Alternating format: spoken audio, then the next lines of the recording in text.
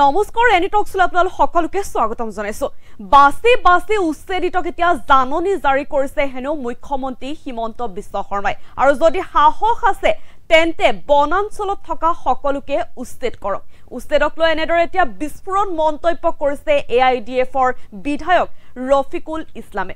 আৰু মুখ্যমন্ত্ৰীয়ে পছন্দৰ মানুহখিনি হেনো বনাঞ্চলত থাকিবলৈ দিছে বুলি এতিয়া মন্তব্য কৰিছে, অভিযোগ আসলতে উত্থাপন কৰিছে এগৰাকী AIDFৰ বিধায়কে। জনাইছো এই মুহূৰ্তত সবিশেষ। এই মুহূৰ্তত জনাইছো আপোনালোকক উচ্চতম ন্যায়ালয়ৰ নিৰ্দেশনা আছে যেহেতু 15 দিনৰ সময় দি জাননী জাৰি কৰিব লাগে, কিন্তু মুখ্যমন্ত্ৰীয়ে মাত্ৰ এসপ্তাহৰ সময় দি জাননী জাৰি কৰিছে। বাছি জাননী জাৰি কৰিছে মুখ্যমন্ত্ৰী হিমন্ত বিশ্ব শৰ্মাই। আৰু যদি সাহস আছে বনাঞ্চলত থকা সকলোকে উচ্ছেদ কৰক। মুখ্যমন্ত্ৰীয়ে কেৱল পছন্দৰ মানুহক বনাঞ্চলত থাকিবলৈ দিয়াৰ গুৰুতৰ অভিযোগ এতিয়া উত্থাপন কৰিছে এগৰাকী AIDFৰ বিধায়কে। উচ্চতম ন্যায়ালয়ৰ নিৰ্দেশনাক পাত্তা নিদিয়ে মুখ্যমন্ত্ৰীয়ে। উচ্ছেদক লৈ বিস্ফোৰণ মন্তব্য কৰিছে এতিয়া AIDFৰ বিধায়ক ৰফিকুল ইছলামে। ৰফিকুল ইছলামে এতিয়া বিস্ফোৰণ মন্তব্য কৰা দেখিবলৈ পোৱা গৈছে। উচ্চতম ন্যায়ালয়ৰ নিৰ্দেশনা আছে 15 দিনৰ সময় দি জাননী জাৰি কৰিব লাগে, কিন্তু মুখ্যমন্ত্ৰী হিমন্ত বিশ্ব শৰ্মাই মাত্ৰ এসপ্তাহৰ সময় দি এতিয়া জাননী জাৰি কৰিছে বুলি মন্তব্য কৰিছে বিধায়কগৰাকীয়ে।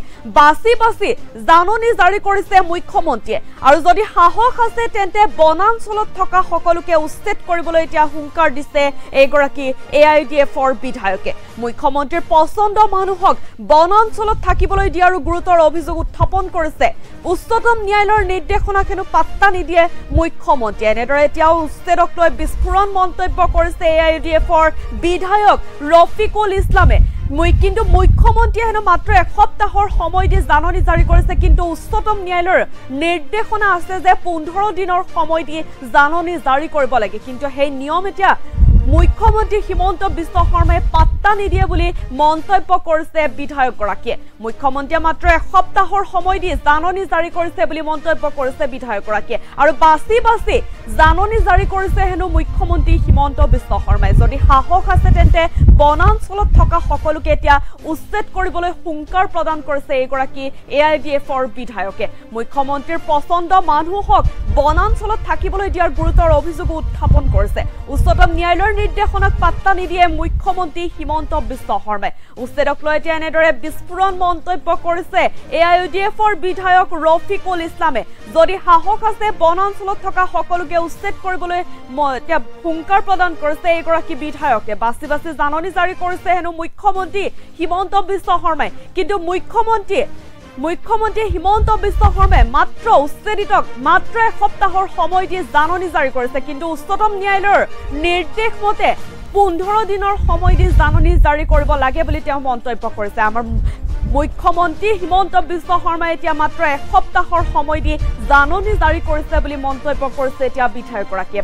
বাছি জাননী কৰিছে মুখ্যমন্ত্ৰী হিমন্ত বিশ্ব শৰ্মাই। সাহস আছে যদি বনাঞ্চলত থকা সকলোকে উচ্ছেদ কৰক। মুখ্যমন্ত্ৰীৰ পছন্দ মানুহক বনাঞ্চলত থাকিবলৈ দিয়াৰ গুৰুতৰ অভিযোগ এতিয়া উত্থাপন কৰিছে। উচ্চতম ন্যায়ালয়ৰ নিৰ্দেশনাক এতিয়া পাত্তা নিদিয়ে মুখ্যমন্ত্ৰীগৰাকীয়ে, যিহেতু ৰাজ্যৰ প্ৰান্তে প্ৰান্তে এতিয়া অব্যাহত আছে উচ্ছেদ অভিযান। আৰু উচ্ছেদক লৈ এতিয়া এনেদৰে বিস্ফোৰণ মন্তব্য কৰিছে AIDFৰ বিধায়ক ৰফিকুল ইছলামে। উচ্চতম ন্যায়ালয়ৰ নিৰ্দেশনাক হেনো পাত্তা নিদিয়ে মুখ্যমন্ত্ৰী হিমন্ত বিশ্ব শৰ্মাই।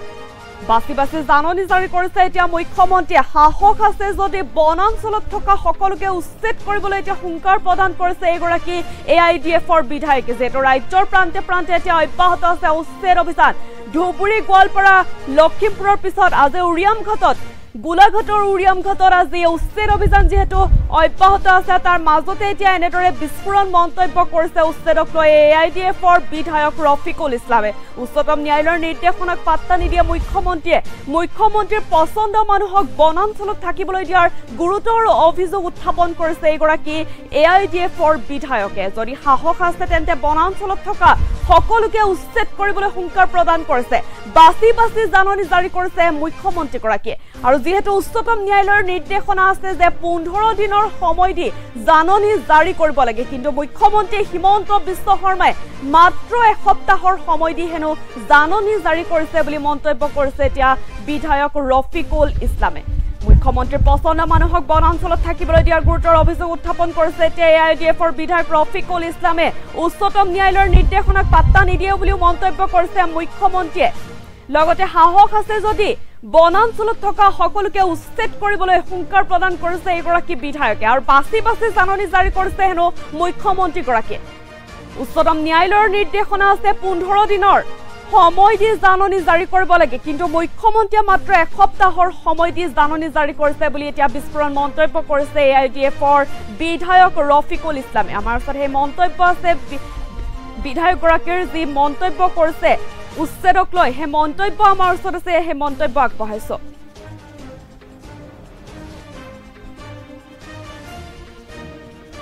আমি ক'ব লগা হৈছে, গতিকে আপুনি অতি সোনকালে বন্ধ কৰক আৰু সুপ্ৰিম কোৰ্টৰ যি গাইডলাইন আছে গাইডলাইনবিলাক আপুনি ফলো কৰাৰ চেষ্টা কৰক। সুপ্ৰিম কোৰ্টৰ গাইডলাইন আছে যে কমচে কম 15 ডেজ টাইম দি নটিচ দিব লাগে। আপুনি মাত্ৰ এসপ্তাহ টাইম দি এইসকলক নটিচ দিছে, বাছি বাছি আপুনি নটিচ দিছে। এনেকুৱা ধৰণৰ কোনো কথা নাই যে এটা সম্প্ৰদায় ফৰেষ্টৰ লেণ্ড আছে যদি আপোনাৰ খালী কৰাৰ যদি সদিচ্ছা আছে তেতিয়াহ'লে চবক খালী কৰিব লাগিছিল, কিন্তু আমি সেই নকৰি আপোনাৰ পচন্দৰ মানুহখিনি আপুনি থাকিব দি, যিখিনি মানুহক আপুনি ভাল নাপায়, যিখিনি মানুহ আপোনাৰ টাৰ্গেট, সেইখিনি মানুহক বাছি বাছি লৈ আপুনি নটিচ দি আৰু 15 দিনৰ সময় আপুনি দিয়া নাই এই মানুহখিনি যাতে কোৰ্টত যাব নোৱাৰে। যোৱাকালিও তেখেতসকলৰ কেছ কোৰ্টত উঠিছিল, আজি হিয়াৰিং আছে, আজি ৰাতিপুৱাৰ পৰা উচ্ছেদ আপুনি চলাই আছে। 15 দিন যদি আপুনি সময় দিলেহেঁতেন হয়তো এই মানুহখিনি সকাহ পালেহেঁতেন, কিন্তু আপুনি সুপ্ৰিম কোৰ্টৰ সেই অৰ্ডাৰক আপুনি ভায়োলেট কৰি আছে। দ্বিতীয় কথা, 15 দিনৰ পিছত এই মানুহখিনি হিয়াৰিঙৰ কাৰণে এটা সুপ্ৰিম কোৰ্টৰ প্ৰচিডিউৰ আছে যে কিহৰ কাৰণে মানুহখিনি বহিল, কি অসুবিধা, মানুহখিনি সঁচাকৈ ভূমিহীন নেকি, কি মজবুৰি আছিল মানুহখিনি তাতে বহাৰ কাৰণে, এই ধৰণৰ হিয়াৰিং এটা ল'ব লাগিছিল। সেইবিলাক আপুনি নলয়, সেইবিলাক আপুনি সুপ্ৰিম কোৰ্টকো আপুনি পাত্তা নিদিয়ে। গতিকে সেই হিয়াৰিং ল'লে কথাটো ওলাই গ'লহেঁতেন যে মানুহখিনি স্বইচ্ছাই তাতে বহা নাই, মানুহখিনি গোলাপ বৰবৰা ডাঙৰীয়া প্ৰাক্তন মুখ্যমন্ত্ৰী তেখেতে বহাইছিল। নাগাৰ আগ্ৰাসন চলি আছিল, এতিয়াও আমাৰ অসমৰ মাটি নাগাই বহুত বহুত হাজাৰ হাজাৰ হেক্টৰ বেদখল কৰিছে। অসমৰ এই ভূমিখিনি সংৰক্ষিত কৰাৰ স্বাৰ্থত তাতে বিভিন্ন কাষ্ট কমিউনিটি জনগোষ্ঠীৰ মানুহক নি গোলাপ বৰবৰা ডাঙৰীয়া সময়ত বহাইছিল। পৰৱৰ্তী কালত অলপ মানুহ বৃদ্ধি হ'ল, সেই ঠাইখিনি নাগাৰ আগ্ৰাসনৰ পৰা তেখেতসকলে বচালে আৰু মানুহখিনি তাতে বহি এনেই থকা নাই। অসম চৰকাৰ কণ্টিনিউ প্ৰচেছ চৰকাৰ এটাৰ মুখ্যমন্ত্ৰী হেমন্ত বিশ্ব ডাঙৰীয়া যেতিয়া কেবিনেটত আছিল, কংগ্ৰেছৰ সময়ত হওক বা আজিৰ বিজেপিৰ সময়ত হওক, এই মানুহখিনিক তাতে ঘৰ মেৰামতি কৰাৰ কাৰণে আপোনালোকে অনুমতি দিছে, মানুহখিনিক দোকান বনাই তাতে জীৱন জীৱিকা নিৰ্বাহন কৰাৰ কাৰণে আপোনালোকে অনুমতি দিছে। অসম চৰকাৰৰ অনুমতি লৈ, বিজেপি চৰকাৰৰ সময়তো অনুমতি লৈ তেখেতসকলে ঘৰ মেৰামতি কৰিছে, দোকান সাজিছে। বা ইয়াৰ আগত হেমন্ত বিশ্ব ডাঙৰীয়া যেতিয়া কংগ্ৰেছৰ চৰকাৰত আছিল তেতিয়াও মানুহখিনি ঘৰ সাজিবলৈ অনুমতি লৈছে। ডিএফঅ তেখেতসকলক এলাউ কৰিছে, বৰ্ডাৰ মেজিষ্ট্ৰেটে এলাউ কৰিছে ঘৰ সাজিবলৈ। আজি কিয় আপোনালোকে অতৰ্কিত গৈ সুপ্ৰিম কোৰ্টে দিয়া সেই সময়সীমাও নিদি 7 দিনৰ ভিতৰত নটিচ দি আপুনি কিয় বুলডোজ কৰি আছে? এই প্ৰশ্নৰ উত্তৰ আপুনি অসমবাসীক দিব লাগে। আমি ক'ব লগা হৈছে, গতিকে আপুনি অতি সোনকালে বন্ধ কৰক আৰু সুপ্ৰিম কোৰ্টৰ যি গাইডলাইন আছে গাইডলাইনবিলাক আপুনি ফলো কৰাৰ চেষ্টা কৰক। সুপ্ৰিম কোৰ্টৰ গাইডলাইন আছে যে কমচে কম 15 ডেজ টাইম দি নটিচ দিব লাগে। আপুনি মাত্ৰ এসপ্তাহ টাইম দি এইসকলক নটিচ দিছে, বাছি বাছি আপুনি নটিচ দিছে। এনেকুৱা ধৰণৰ কোনো কথা নাই যে এটা সম্প্ৰদায় ফৰেষ্টৰ লেণ্ড আছে যদি আপোনাৰ খালী কৰাৰ যদি সদিচ্ছা আছে তেতিয়াহ'লে চবক খালী কৰিব লাগিছিল, কিন্তু আমি সেই নকৰি আপোনাৰ পচন্দৰ মানুহখিনি আপুনি থাকিব দি, যিখিনি মানুহক আপুনি ভাল নাপায়, যিখিনি মানুহ আপোনাৰ টাৰ্গেট, সেইখিনি মানুহক বাছি বাছি লৈ আপুনি নটিচ দি আৰু 15 দিনৰ সময় আপুনি দিয়া নাই এই মানুহখিনি যাতে কোৰ্টত যাব নোৱাৰে। যোৱাকালিও তেখেতসকলৰ কেছ কোৰ্টত উঠিছিল, আজি হিয়াৰিং আছে, আজি ৰাতিপুৱাৰ পৰা উচ্ছেদ আপুনি চলাই আছে। 15 দিন যদি আপুনি সময় দিলেহেঁতেন হয়তো এই মানুহখিনি সকাহ পালেহেঁতেন, কিন্তু আপুনি সুপ্ৰিম কোৰ্টৰ সেই অৰ্ডাৰক আপুনি ভায়োলেট কৰি আছে। দ্বিতীয় কথা, 15 দিনৰ পিছত এই মানুহখিনি হিয়াৰিঙৰ কাৰণে এটা সুপ্ৰিম কোৰ্টৰ প্ৰচিডিউৰ আছে যে কিহৰ কাৰণে মানুহখিনি বহিল, কি অসুবিধা, মানুহখিনি সঁচাকৈ ভূমিহীন নেকি, কি মজবুৰি আছিল মানুহখিনি তাতে বহাৰ কাৰণে, এই ধৰণৰ হিয়াৰিং এটা ল'ব লাগিছিল। সেইবিলাক আপুনি নলয়, সেইবিলাক আপুনি সুপ্ৰিম কোৰ্টকো আপুনি পাত্তা নিদিয়ে। গতিকে সেই হিয়াৰিং ল'লে কথাটো ওলাই গ'লহেঁতেন যে মানুহখিনি স্বইচ্ছাই তাতে বহা নাই, মানুহখিনি গোলাপ বৰবৰা ডাঙৰীয়া প্ৰাক্তন মুখ্যমন্ত্ৰী তেখেতে বহাইছিল। নাগাৰ আগ্ৰাসন চলি আছিল, এতিয়াও আমাৰ অসমৰ মাটি নাগাই বহুত বহুত হাজাৰ হাজাৰ হেক্টৰ বেদখল কৰিছে। অসমৰ এই ভূমিখিনি সংৰক্ষিত কৰাৰ স্বাৰ্থত তাতে বিভিন্ন কাষ্ট কমিউনিটি জনগোষ্ঠীৰ মানুহক নি গোলাপ বৰবৰা ডাঙৰীয়া সময়ত বহাইছিল। পৰৱৰ্তী কালত অলপ মানুহ বৃদ্ধি হল, সেই ঠাইখিনি নাগাৰ আগ্ৰাসনৰ পৰা তেখেতসকলে বচালে আৰু মানুহখিনি তাতে বহি এনেই থকা নাই। অসম চৰকাৰ কণ্টিনিউ প্ৰচেছ চৰকাৰ এটাৰ মুখ্যমন্ত্ৰী হেমন্ত বিশ্ব ডাঙৰীয়া যেতিয়া কেবিনেটত আছিল, কংগ্ৰেছৰ সময়ত হওক বা আজিৰ বিজেপিৰ সময়ত হওক, এই মানুহখিনিক তাতে ঘৰ মেৰামতি কৰাৰ কাৰণে আপোনালোকে অনুমতি দিছে।